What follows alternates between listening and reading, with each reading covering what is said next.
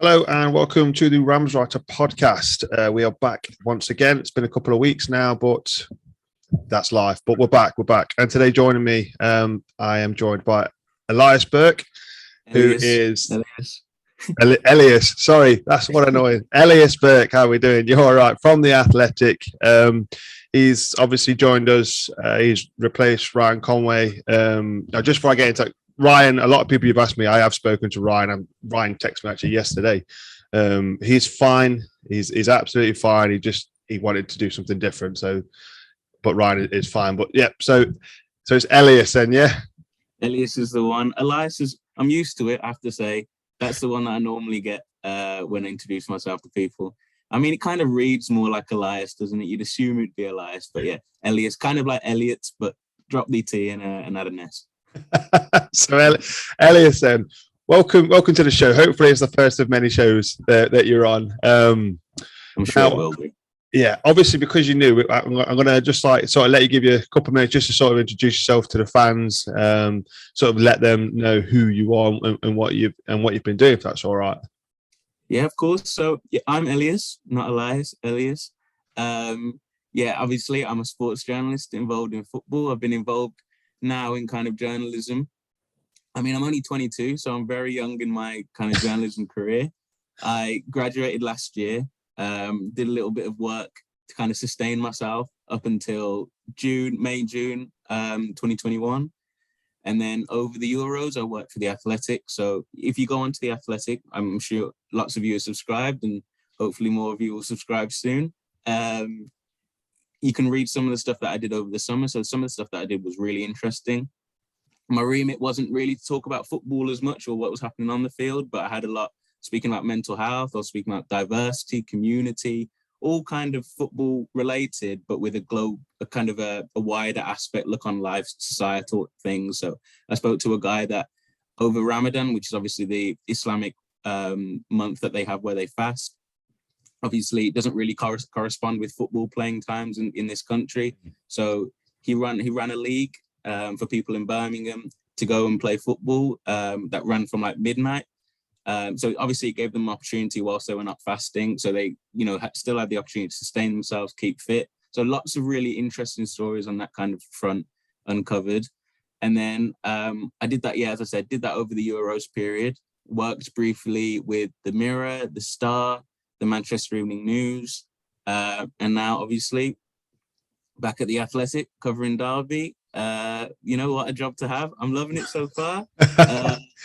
All I can say, guys, all the Derby fans so far have been absolutely great. And as I mentioned before, it was Ryan Hill that sent me the book, and then I've had another book sent to me as well. So honestly, yeah, you guys have been really, really great with me.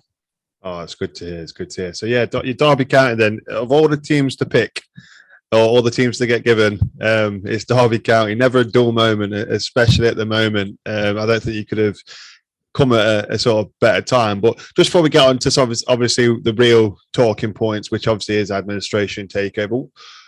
On the pitch, obviously you go to the games, you give us obviously the commentaries during the games as well.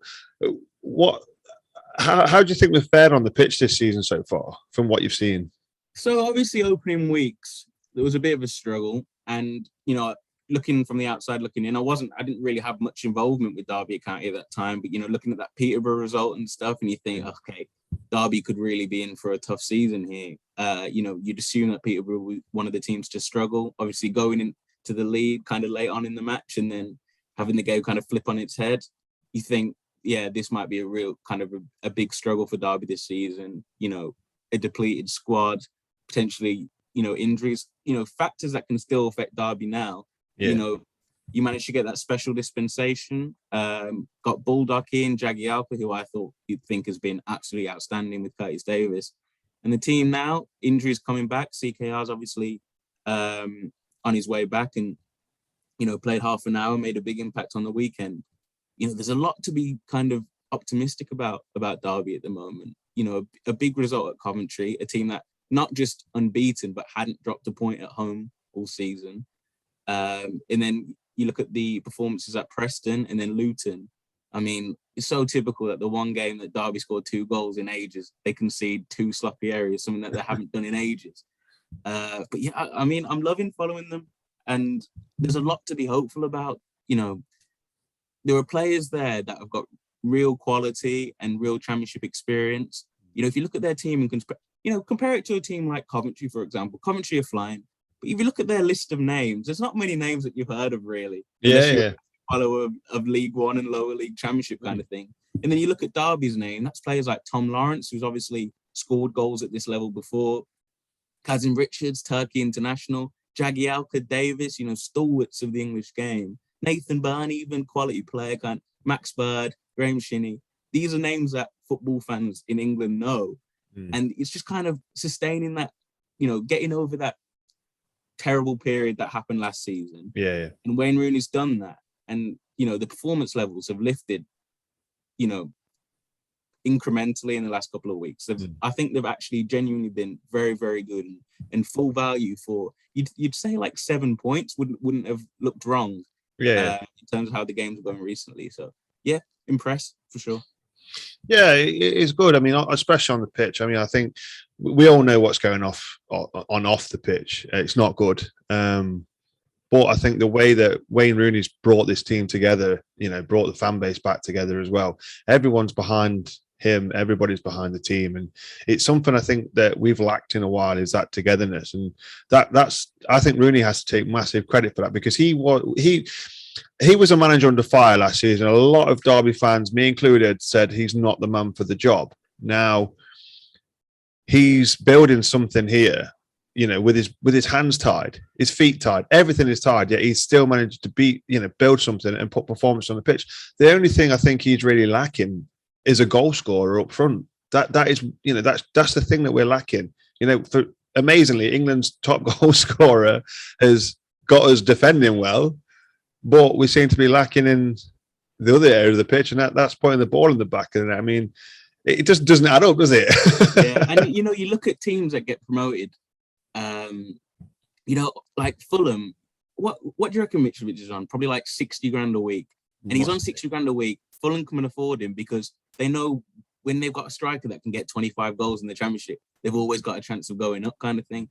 Yeah. And Carlin Grant, obviously with Huddersfield, and then he was struggling at Huddersfield. West Brom took him off their hands now, and now he's flying at West Brom. That's just how it works. You need to have that kind of goal scorer. And the good thing about Championship is you can kind of unearth goal scorers from places. Yeah. So, as you know, a lot of the Derby fans will know, I'm a West Brom fan. So if you look at 18 months ago when we got promoted from the Championship, I don't think we had a player that scored more than 10 goals. We kind of split them across the team. We had options. We had Charlie Austin, Robson Kanu, Matt Phillips got a few. So if you can try and, find a system that is getting the goal scorers potentially in this team, Lawrence, Jozwiak potentially. I don't know if he's a goal scorer, but he's in those kind of positions. Knight's been playing well recently. If you can get them all between 5 and 10 goals this season, that's enough goals to kind of, split across the team to really, make some kind of push outside of survival, really. Yeah, I agree. I mean, I look at us under the Lampard season, and we didn't have. Again, you look at our top scorer that season. It was Harry Wilson from midfield. But everyone else was pitching in with goals. Mason Mount, you can't believe I'm saying these names now, but Mason Mount, he was pitching in. Lawrence was pitching in. Wagon, another one that was scoring. So the goals are coming from everywhere, all over the park. So yeah, I think you are right there. So it is now a situation where we haven't got a fully fit striker at the minute. Obviously, CKR is working his way back to injury, and he did change the game when he came on. He was that focal point, and his touch for Shinney's goal, where obviously he held it up, just stood there waiting for Burn to run, and the little knock, I think that went unnoticed, to be honest. It absolutely was quality, yeah. And he went really close himself, obviously, didn't he? He did. That's something he's got. You put a big man on against two big centre halves, and he bullies them. Yeah, and that's what he did there. So if we can get him fit, I think we'll be fine this season. Regarding, obviously it depends on points deductions, etc., and things like that. So that leads us on to our next point, and our main talking point today then is Derby County's administration and these names that are coming out of the woodwork. The most recent one now is Christopher Kirchner of Slink, a big logistics company in the USA, and it's all of a sudden it broke. Now for those who don't know, I'm part of.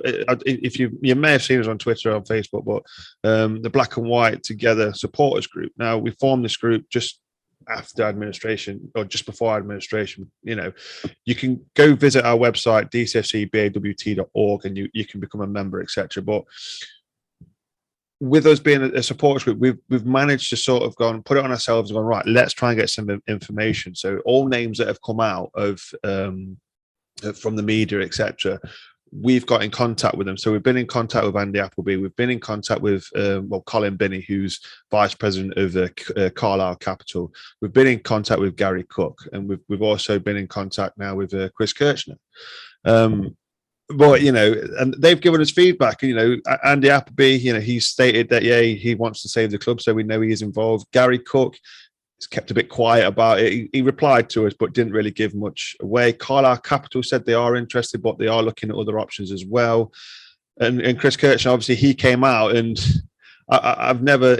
For me, I think when he first came out, I don't know about you, but it gave me Eric Alonso vibes all over again, and it was just.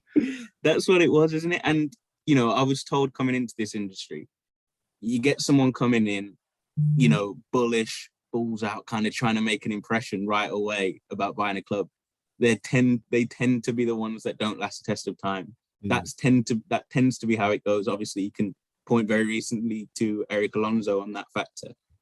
But yeah, as you say, like literally out of left field, like Chris Kirchner was not a name that I'd heard of. Not a what's the business name called again? Slink. There you go. Slink. Slink.io. It was also not a name that I've heard of. No. Obviously logistics, and you know, fair enough, he's quite clearly doing well for himself. But it's such kind of a curious one in that sense that, you know, available to us, there's not a great deal of information about this guy. You know, private businesses, you know, apparently Simon Jordan mentioned earlier on talksport about a business that he's got that apparently a big investor has contributed a lot of money to, and Simon Jordan threw around something like 7 billion. I think that was the thing that he said. And obviously, if that's the case, if this guy is that rich, that's great. I mean, he put in that Twitter statement, didn't he, that he's not a billionaire. So, you know, he's so much kind of unsure information at the moment. I mean, all I can say is I hope that in the next few days, you know, kind of talk to the right people, I can get a bit more of a profile on him. And obviously that will coming out on The Athletic. But yeah, as you say, completely out of the left field, someone that you wouldn't have assumed, only 34 years old, obviously got a big interest in football, and he kind of honed in on that and that statement that he did, and made it to the training ground, obviously was very thorough. And from what's been said and what Simon Jordan said and what the administrators say, he's got the funds apparently, and you know, like fair enough to him if that's the case, and that's brilliant for Derby. But I feel like it's one of those ones that could show itself. You know, the hand could show within the next couple of weeks, kind of thing. Yeah, it is one of them ones. I think while everything in that interview did sound positive, you know, I'll go through the interview in a minute. The points that was sort of made by Andy Hoskins, the administrator. I think we still need to be a little bit wary, but I may have found a link to Derby County from Googling slink.io. So they seem to have a lot of sponsorship in NHL. They sponsor the Dallas Stars, an NHL hockey team. I have no interest whatsoever in ice hockey. Yeah, give me the Mavericks or the Cowboys, basketball or NFL, but ice hockey, yeah, I'm none the wiser. Not a clue. Absolutely. What is it with you athletic guys in NFL? I don't believe it. I'm not as big. I'm more of an NBA guy, I have to say. It's an American sport. That must be what it is when you go to athletic. I like American sports. That's on the interview process, they ask you what's your favorite American sport, and it's like basketball. One of those. So he sponsors them, and he's also sponsored a lot of golfers. One golfer he sponsors is Justin Rose. Now, most people don't have to like golf to have heard of Justin Rose. Now, the link I've sort of brought together is Justin Rose is very good friends with Niall Horan.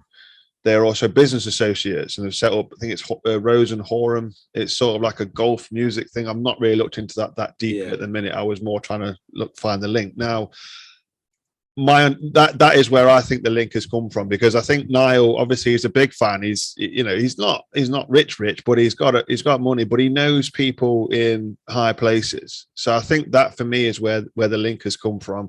Obviously, Niall's quite good friends with Wayne Rooney as well. So it's pure speculation, but for me, I think that's where the possible link between Chris Kirchner and Derby County comes from is through Justin Rosa and Niall Horan. So. As he said, he's a private company, so you're not going to find out his wealth. He admitted himself he's not a billionaire, but it's just one of them. Yeah, I think we're going to have to wait and see. But the administrators, I'll run down some of the points that they made when they were speaking to Simon Jordan on talksport. Well, Simon Jordan, Jim White, and I can't remember who the other guy was. Trevor Sinclair on talksport this morning. So that was a really good listen, to be honest. And actually, I felt it did sound quite positive. So basically then the administrator, so Andrew Hoskings, confirmed that they've had an offer from Kirchner and he's in the top 2 or 3 to take over the club. He has shown more than sufficient funds. So that's good. That it's more than definitely. He actually needs. Absolutely. And it's now their job to make sure they've got the best individual to help Derby County exit admin. But they did express there is 2 or 3 more individuals that are interested in buying the club. So again, Chris Kirchner is making all the noise at the minute. Doesn't mean he's going to get it. They may not be moving at the same pace. The next step is how to exit admin and conclude outstanding matters with Middlesbrough, Wickham, EFL, and HMRC. They plan to talk to HMRC next week, I believe. There's ongoing discussions, obviously points deductions with the EFL, etc. Most likely to be awarded this season. So we don't know what it's going to be yet. Obviously, we've appealed, and he did say that they've appealed on the advice of the EFL, which was I picked up on that one as well, which seems like it feels like it might have been a slip of the tongue or something, but it doesn't exactly seem like it screams a lot of sense to appeal it on the advice of something that you're appealing against. It's a bit of a weird one, but yet also from what I've heard, that the EFL aren't thinking too kindly on that aspect, and the fact that obviously the appeal was based on the fact that the pandemic might have had some kind of contributing factor, and obviously I'm sure it did, but the EFL also kind of consider the fact that Mel Morris had kind of put the club in a position for something like this to have happened before the pandemic, obviously, and the pandemic certainly, I assume, was a contributing factor. It was a contributing factor for anyone, but yeah, from what I've heard, it's something that the EFL have definitely haven't looked too kindly on that kind of appeal. But as you say, it's a curious one for him to have said that it was on the advice of the EFL. I don't know, maybe it's a slip of the tongue, all I can say. Yeah.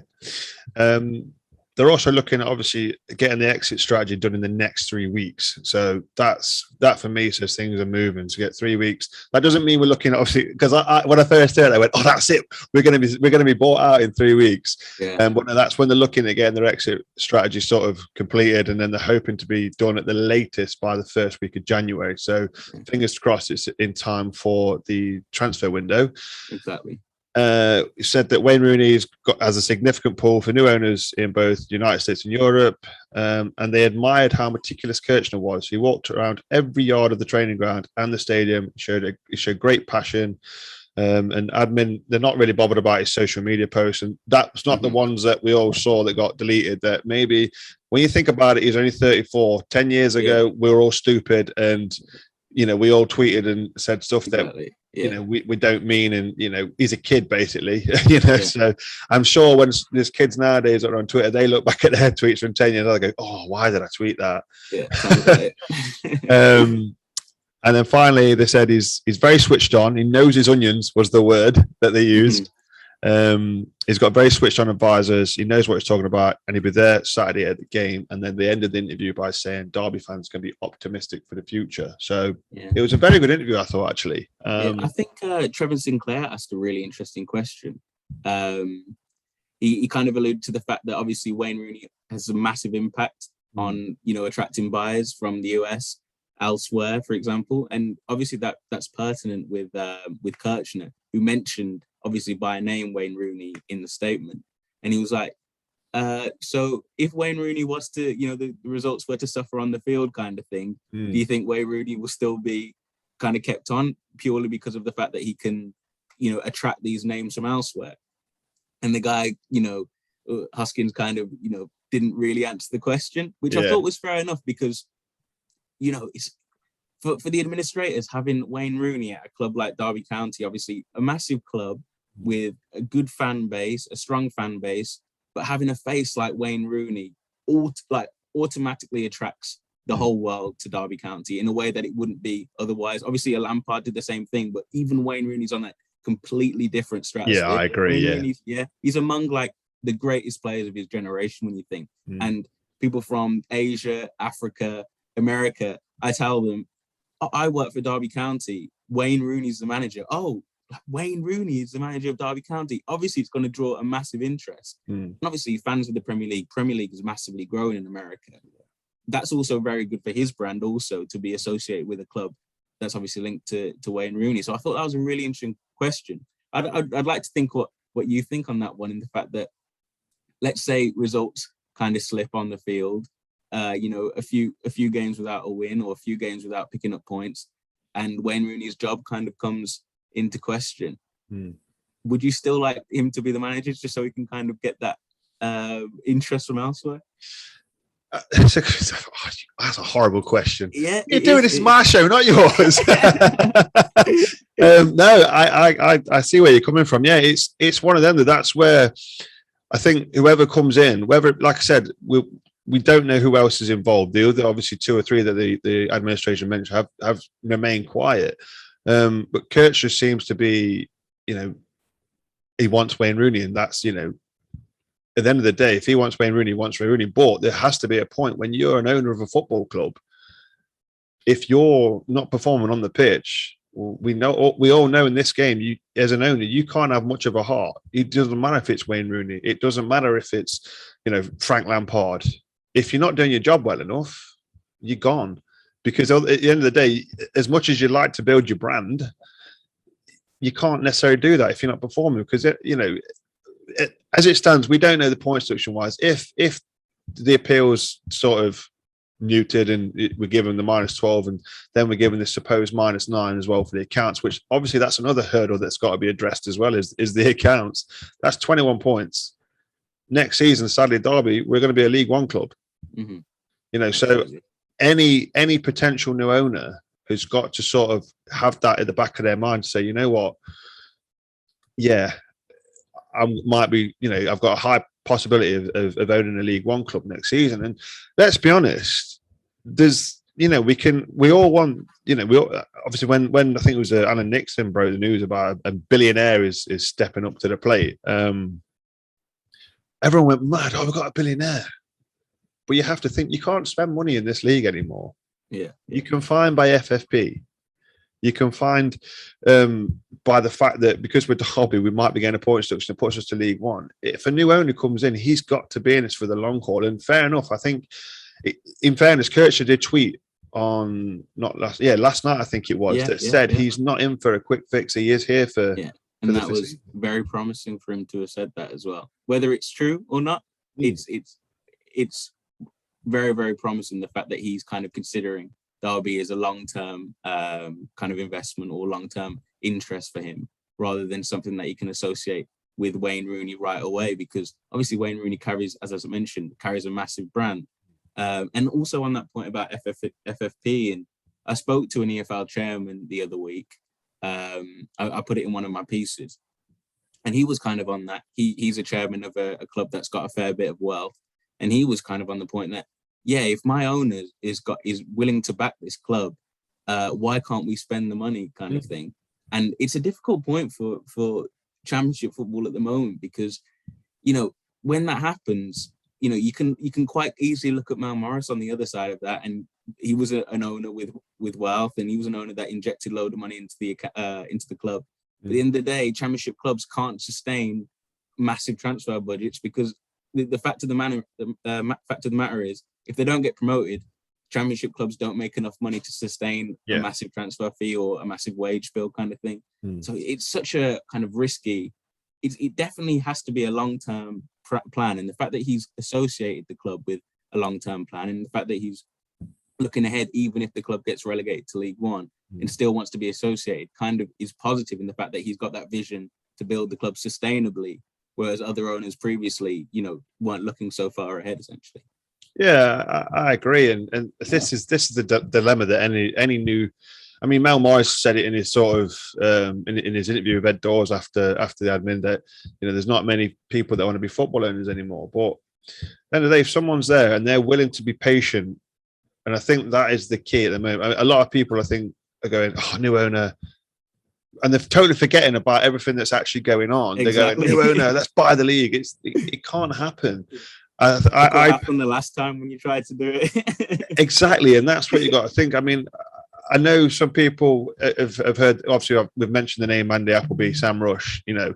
For me, they're not rich enough to sort of buy the club. I think they will have a backer. That's the sort of word. That's definitely the case. Yeah. Nobody sort of knows who it is. I know David Tepper's name's going around just because the association with Tom Glick obviously was in GSE, etc. before, and they worked together at Carolina Panthers. So we're all trying to put that puzzle together, but obviously there's no concrete evidence of that. But someone said to me today, if this Kirchner guy keeps Appleby out, I'll be happy because I don't want years of like austerity. I'm thinking, yeah, but that's what we need at this moment in time. Yeah. Even once this takeover is done and we're out of administration, we've still got to restrain to what the EFL bring us. Whether that be a transfer embargo, points deductions, it's still going to take a bit of time to get over this. But the one thing I can hope at the minute is we are starting now from this meeting today to see the beginning of the end. Mm-hmm. And I think look at a club like Brentford, for example, and Brentford's obviously the shining light in this. But that's a club that's come from League Two within I don't know how long it was when they were in League Two, but 2009 or something. So just over a decade. And they've built sustainably. They've looked at a long-term plan consistently. And now they're the best performing Championship club in the Premier League this season. They, took Chelsea very close. They beat Arsenal. They look competitive in every single match. And that's not by, getting players on loan from Chelsea that turn out to be England internationals. Obviously, that's one way to do it. West Brom have done it that way. They've got players on loan. Fulham obviously do it a fair bit also. Wolves did it, didn't they? They bought a load of... Yeah, exactly. But you look at Fulham, you look at Norwich, you look at West Brom, they get these players on loan and then soon enough they're back down in the Championship because they can't sustain that quality. They don't have the quality to buy these players, or the funds to buy these players rather. But then you look at a Brentford, a team that's done it completely, by the book, done it with a long-term vision. Now they've got promoted to the Premier League after, you might say 2 or 3 later, and 2 or 3 seasons later than they probably should have. Yeah. But now they're in the Premier League, and they've got players like Ivan Toney now who's ready for the Premier League, and they've got a squad ready, and they bought sensibly this summer. That's what you need to look at as a Championship club and think. Obviously, Derby are a much bigger club than Brentford, and they don't have to do it over 10 or 15 years kind of thing. But if you really want to build a club sustainably, Brentford is the team to look at really for a Championship. So. Yeah, I agree massively. And one of my listeners, David Clarkson, pointed this out to me the other day. He says, first thing a new owner needs to do is bring in a new recruitment team. Yeah. And he's right. That is one of the first things it needs to do. I'm not bothered who's in there at the moment, whether it be Joe McLaren or whatever. They're not good enough because all we've done over the last few years is bring in a lot of players on high wages that are just bog standard Championship players, and nothing. They're not going to get you out of this league, and they're just the Championship players. Yeah, I think I look at the signings of Jozviak. To be honest, the Koku signings were pretty decent. Bielik, Jozviak, CKR. I know CKR people were going, "Oh my God, no, a journeyman. What's he done?" But he was massively influential for us last season. Absolutely. And Jozviak, I don't get it. I generally don't get it. For Poland. He's brilliant. Yeah, I just don't know what it is. I whether it's a style of play or what, but I've seen improvements in him this year. Definitely, he seems to have settled in a lot better this season. I know last season it must have been tough when you're moving away from home as a 21, 22-year-old, moving to a different country. COVID happens, can't see your family, can't see your missus. So I get that it was tough last season, and this season I think he's done better.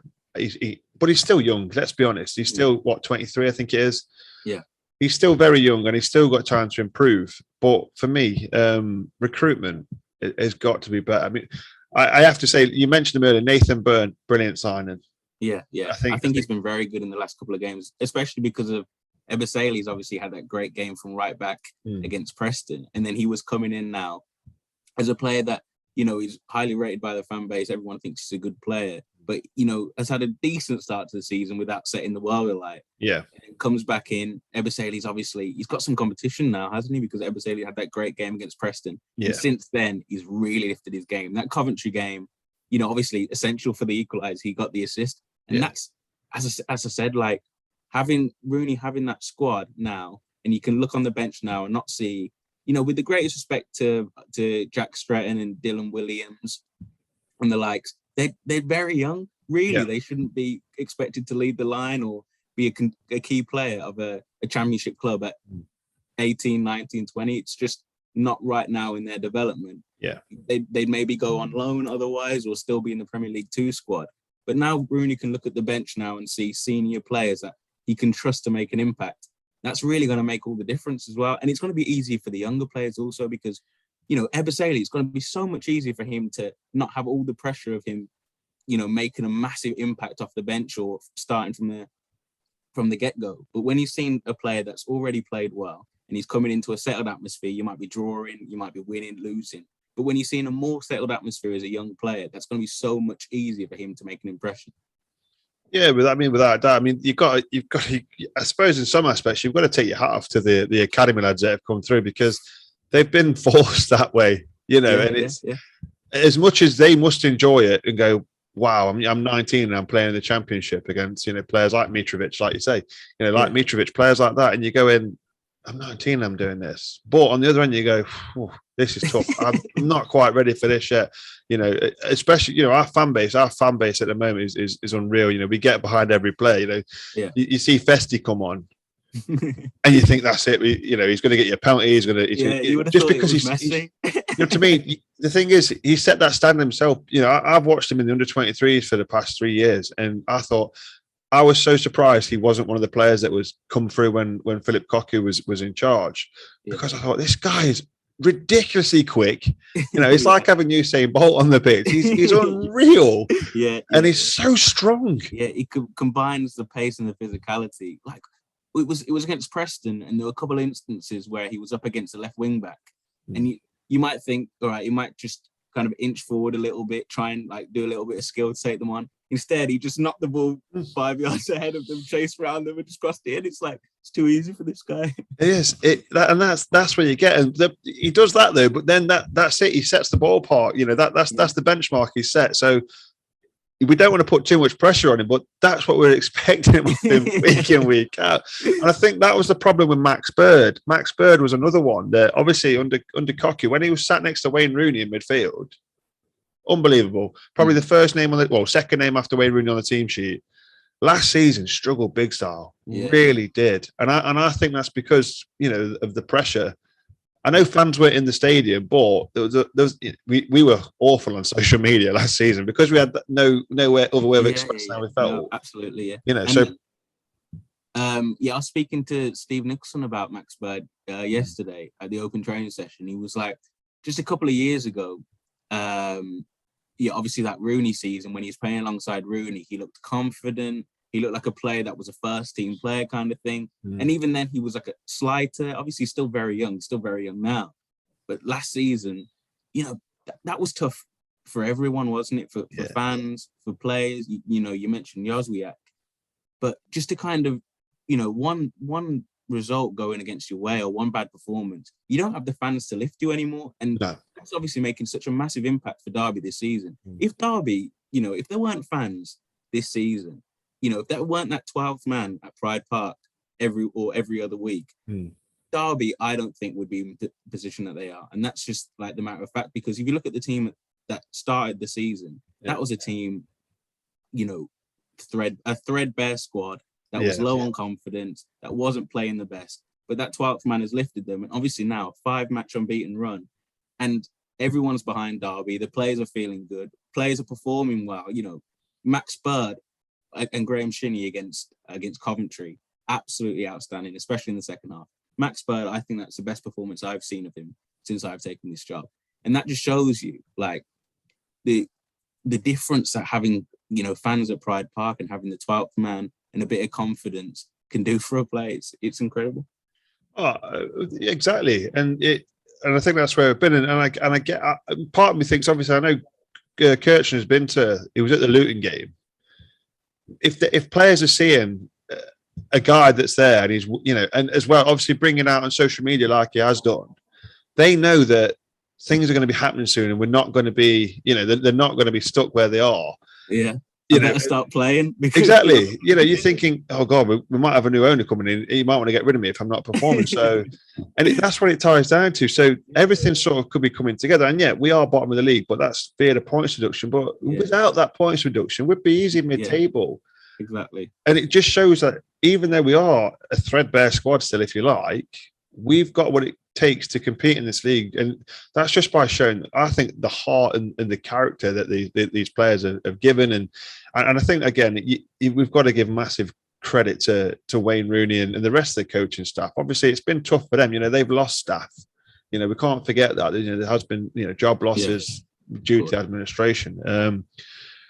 But the way the club have come together, it's huge, and that can only impress any potential new buyer, new owner, whether it be Kirchner, Appleby, or even someone like Mike Ashley. Obviously his name was thrown about. It seems to be a bit of a myth, that, but we don't know about that. But so it's hopefully it's starting. We can start feeling positive. I think a lot of people from hearing that interview today with the administrator, are feeling a little bit different about Chris Kirchner. Obviously, before they did have Alonso sort of vibes.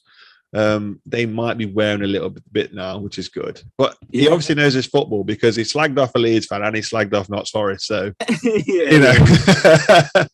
I don't think that's a fake one. I think he's these people coming from the Yanks coming from America and talk about their love of soccer, and you ask them anything about them and they've got absolutely no idea. This guy is quite clearly a fan of football. So obviously, that's great for a Derby fan, isn't it? You want someone that cares about the club. You want someone that cares about football, that knows a thing or two. And it's normally the ones, I was speaking yesterday. You talk about Carson Young at Birmingham City, and then there was Vincent Tan at Cardiff. Yeah. They didn't know a thing about football, but they were always the ones trying to get involved too much. But, when people are football people or owners of football people, they tend to kind of leave that side. They understand that it's not really their ballpark, and they should probably leave it to a recruitment team or Wayne Rooney or a coach or something. And that's always what you want from an owner. You don't want one of these people coming in that don't know a thing. And I think that was part of the issue with Mel Morris. I don't think he was truly a football guy. For me, I think he was just a lad from Derby, local boy, and he got too much involved. He obviously wanted to do the best for Derby County, but he obviously would make a name for himself as well. But it just wasn't to be. So hopefully we can get the right person in, whether it be Kirchner or not. Obviously at the moment, Kirchner's going to be on everybody's lips. He's done the thing. He's done the thing that's put his name out there. So it's going to be. But again, it could be also a bit of a ruse to say to the other people that are interested, I'm here. So if you don't do anything now, the club's mine and it's not yours. Exactly, and that will only be a good thing for the administrators as well, and a good thing for Derby. Kirchner, I have to say, after being very initially skeptic about his finances, the way he kind of came out so bullishly, that statement, and what I've heard from talksport so far, and then what I've heard from speaking to people around, it does seem like definitely more of a positive than it seemed 48 hours ago. I guess, as I said earlier, though, it's just one of those things that are just going to prove itself over time. They said the first week of January, that's still 3 months away. We've still got a long time to go of this, and you just hope that someone does come to the fore, whether it be Kirchner, whether it be Capital Investments, or whether it be Andy Appleby, or whether it be someone completely different. you just hope that they've got the best kind of view for Derby in the future, and it's all right, man. Yeah, I mean, we've waited. Well, I think we're about a month short of 2 years since a takeover was first sort of announced. That was back then with the Sheikh, and it's like, has it really been that long? I'm sure it was. It was November 19. I'm sure it was that we got the takeover. There was potential takeover announcement, and then it's just gone on and on. I'm sure we can wait 3 more months, and fingers crossed, come January, we're in a position where we can go, it's over, and we have a new owner. And you can get into the transfer window. Hopefully, EFL take kindly to the new owner, and don't try and punish Derby, because obviously Derby aren't the ones that should be punished here. It wasn't Derby's fault. The club it's not their fault that this situation happened. It can happen to any club, put in the wrong hands or with owner with the wrong ambitions, kind of thing. So if they can kind of let the club, scrap this 23 man and scrap the special, what is it, dispensation, all that kind of stuff, and allow Derby to try and make some loan signings or free signings or something, and bolster the squad a little bit. Yeah, I think that's right, because all you're really doing is it's sort of putting off new owners when you go, well, you've got a 12-point deduction, you can't sign your players for 2 years, so like it or lump it. So I do agree. I think there has to be a little bit of leeway, and that's not just for Derby. That's for any club that finds themselves in our situation. You're not going to sell a club out of administration if you've got all these, I guess. And it's a question of like, who are you punishing now, isn't it? Like, Mal Morris is out. You've got the administrators, and you've got a new owner. You can't punish the club any further. Like, I mean, I don't want to say too much, because obviously I still want to have some kind of relationship with the EFL. But Derby, of course, it's a club and it's a fan base, and it's a club that's trying to move forward, and they shouldn't be having to look back on things that's happened in the past, and obviously it wasn't their fault, and then be punished them consistently and continually. Obviously it wasn't their fault. This is it. This is why I don't get the Wickham and Borough sort of situation. They're trying to sue us, and it's like, what you're trying to sue us for? What as if a new owner's with it. Well, you try to sue me for what? It wasn't me. It should be either at Mel Morris that they should be trying to sue, or the EFL. But the way I see it is, Wickham were promoted by technicality in the first place. They then weren't good enough over those 46 games. It was then Middlesbrough and Steve Gibson who then delayed punishment by continuing to complain to the EFL. So why should Derby County be punished? Why should fans of Derby County Football Club be punished for something between 3 rich millionaires? About whose dick's bigger? It's ridiculous. Yeah. And that's something I think there's just a line drawn now. And I think that's where it needs to be. But the thing is, the administrators even said, at the start of all this, that the EFL want to sort of And from what, as I said earlier, from what I've spoken to the EFL, they want, I spoke to them briefly about Tracy Crouch's fan-led review and obviously the independent regulator and how you can move forward in football and be sustainable as a football club. What they want, from what I've heard, from what they've told me, is that they want Derby to be a sustainable football club, and they want Derby to work because they understand, they told me they understand Derby County is a massive institution. It's a founding member of the Football League. That's a massive club that's formed 130, 140, almost 140 years ago. Like, that's a real institution right there, and they're respectful of that from what I've seen. So there's cause to be optimistic. Definitely. Speaking of optimism, then we've got Blackburn on Saturday. Blackburn at home. Can we get that win? We're 5 unbeaten. There's too many draws at the minute, though. Can we get that win? Do you reckon? Oh, geez. Well, you look at the games recently. You look at Coventry, big second half performance there. Luton, obviously, they were a team in great form, in decent form, and they're a threatening team. They're a physical team. Derby dealt with all their issues, kind of gifted them 2 goals and scored 2 goals for themselves. Should have won that game. You look at Preston, going away to Preston, that's a hard place to go. It's a proper championship club. These are players that have been in the league for ages. Maybe a bit of a cause of like a sense of stagnation at Preston. But to go away to Preston, get a good draw, probably should have won. You know, that's 3 games there that, you know, have been really solid performances, at least in stages of the match. Yeah. And then you look at Blackburn. There's a team, you know, that's coming into fitness with Derby now, and, you know, building confidence and getting results and stuff. You know, you've got all the reason to be optimistic in that one, I think. Yeah, I mean, Blackburn, they're a bit of a weird side this season. It's sort of like one week they'll win 3 or 4-0, the next minute they'll lose. It's a tough one to call. So for Derby, then, what would be your starting lineup? Would it be the same as Cobb, or would you maybe change a few things? Well, it depends really on Colin Kazan-Richards' fitness, I reckon, because obviously you had the longest stint of his, you know, since his injury against Coventry. You had half an hour off the bench, obviously made a massive contribution. And then I think he went to a 4-4-2 after Colin Kazan-Richards came on, so he partnered up with Tom Lawrence a little bit. And then there's a midfield block of 4. Raval moved over to the right. I think maybe 4-4-2 sounds like a decent thing to go with, a decent system. You know, you've got position to play Bird and Shinnie. You've got the wide players to create. I think also when Raval plays off the right a little bit more, he kind of comes central a little bit, gives Nathan Byrne a little bit space on the touchline to you know, whip balls into Colin Kazan-Richards. Obviously, that's something that he kind of feeds off. Tom Lawrence can also kind of, you know, play that false 9 role a little bit more, drop back in, link the play a little bit.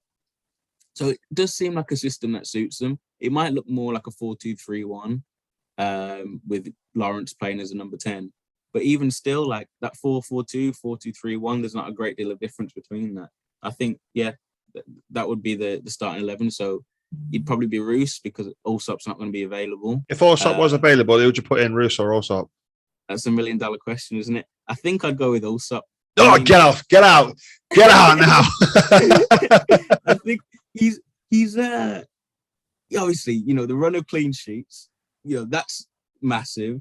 And he's the bravery on the ball. Obviously, he invites pressure a little bit, and definitely that's something that happens. And he kind of, sometimes it's just a bit like, mate, come on now, just clear it, kind of thing. But I think I'd maybe go with Allsop, but I think it'd be Roos for this one. I guess we'll wait and see. And the reason I've asked that is because anybody that listens to this knows I'm a big Cole Roos fan. So that's it, mate. You've blackballed yourself. That's it. Never again. No, I don't think Roos is bad at all. And I think from every game that I've seen him, he's been really good. And again, he was good on the weekend as well. Made some smart stops. I know you obviously rated that one that you made, that, you know, to his right. That was a good stop, that was. And then it would be Roos, Byrne, obviously Jags and Davis, left back, Buchanan, I assume, you know, Forsyth. He was training, weren't he, on Tuesday? He was training, but I think Buchanan's been pretty good, actually. You know, either way, it's kind of, you know, you'd be happy with either. I think Fozzie's been good. He scored, obviously, against Reading. And then the 4 in midfield, okay, I'd go with Bird and Shinnie, obviously, in the midfield too. And it's in the wide spots now that's a bit of a question mark. I'll say Lawrence and Kazan-Richards up front. You know, Raval's maybe missing a little bit of pace on the right, but maybe have him in just so he can kind of drift in a little bit, give him more space to burn. Then the left side, don't know, Yozuiak maybe? I think that's our problem. You mentioned it there. We've got too many central midfielders now. I'm looking at thinking, going, who can we have on the left? Yozuiak probably about it, and then, but then you go, who else? Because you got Sibley that's played there, but he's sort of like a central attacking midfielder. You've got Ravel on the right, who again is also more. In fact, you did an article. You've put about Ravel playing as a more deeper role in midfielder. That's what I'm saying. You're spot on there in the fact that there's just loads of central midfielders and loads of players that, you know, seem to be comfortable doing similar things. I think that's definitely a position that Wayne will be looking to strengthen if he can over January, because, you know, there's a bit of a lack of pace. Maybe Festi, I don't know, possibly. It's one of those. He's, as I say, he's very young, and for him to come in and start and make an impact is tough. So he's going to get a headache for me because at some point Christian Bielik's going to be fit. Yeah. And ask any Derby County fan, they'll tell you he's probably our best player. Yeah. I've heard. And what does that mean then? Does that mean a 4-3-3 possibly? That Bielik at the base, and then maybe Shinnie and Bird is like shuttlers. You can add Jason Knight into that as well. He's injured at the moment. I don't think he's going to be fit for the weekend. Who I think I've been really impressed with actually. But he's one of those players that can play one of those number 8 roles as well. So I think that system might suit Derby a fair bit actually. But yeah, when Bielik comes in, he's one of those players that you just assume will come straight in and be one of the first names on the team street. So he's going to have a bit of a headache, Mr. Rooney is. Yeah, and that's another thing as well. I mean, Knight's come in, and I didn't think he was that great out wide. I thought, like, when watching him last season, I thought out wide, no, he's wasted. But this season, but I think he's been playing out wide for Ireland as well in the summer. I'm sure he had a few games playing more of a wide role for him. Yeah, from what I've heard, also he's been doing a bit as a kind of like a second striker as well. I think it's it speaks to his kind of versatility as a young player. Obviously, Knight's big attribute is the fact that he can run for days, kind of thing, isn't it? He's got a crazy engine, and if he was fit, you'd assume that he'd probably make the first team. But as I say, like, too many players in the central midfield. Maybe need some more out wide, but there's still opportunities to create there. That's a team full of Bird, Shinnie, Ravel, and then whoever's on the left, Lawrence also. That's a team full of quality passers, quality ball strikers, quality creators. So there should be chances in this Blackburn game. So it's funny that you mentioned about Knight playing like a striking role. My goalkeeping coach, he says he's basically said that Knight is the best finisher at the club, without doubt. He's when I say my goalkeeping coach, he's more a goalkeeping mentor. So I talk to him a lot. He works at the club, but he obviously sees quite a bit of them training and stuff like that. And yeah, he's just he says Knight, your best finisher is Jason Knight by far. So maybe that's what it is. And he proved it. Obviously he got his goal against Luton, great finish as well. But I think the positive thing is now that Derby, like, as you said, when you struggle to name a starting 11 because you go, shit, where do I put them? I've got to have them in the team. That can only be a positive thing because it means now we are starting to get that squad depth back. Yeah. And you can also look at players and go, he can make an impact off the bench. He can make an impact off the bench, So it's all good and it's all positive. So finally then, before I let you go, because I know you got a busy night ahead, score prediction. All right, I'm going to have to say a Derby win. I hope a Derby win more than anything. I'm going to go with, I'll go with a clean sheet, a nice, comfortable. Jackson and Davis are going to keep Ben Brereton Diaz quiet, and it's going to be a 2-0 win. Oh, he's confident. He's confident. 2-0. I tell you what, I can't wait to have you when we play West Brom again. Yeah. Let's see what you say then. We're going to have to make that one. I'm going to call that one the El Clasico. Gotta be done. It's gotta be done. All right, mate, you've been absolutely brilliant. If those of you on Twitter aren't following Elias on Twitter, what's your @ on Twitter? I'm just at Elias Burke. Very easy to find. Elias Burke. Oh, smashing. No complications on that one. Dead easy. And of course, I'm at Ramsright. Thank you guys for tuning in and listening. Elias, thank you for coming on and giving us and introducing yourself and letting us know who you are. And hopefully, this will, like I said at the start, this will be the first of many appearances on the show. Yeah, it's been an absolute pleasure. Thank you, mate. It's been great, and hopefully speak to lots of Derby fans as well, which is wonderful. Brilliant. All right, thank you guys. That wraps up the show then. Remember to like, subscribe, share, everything like that. Comment as well if you fancy it. And of course, I'll see you next time. And until then, come on, Derby.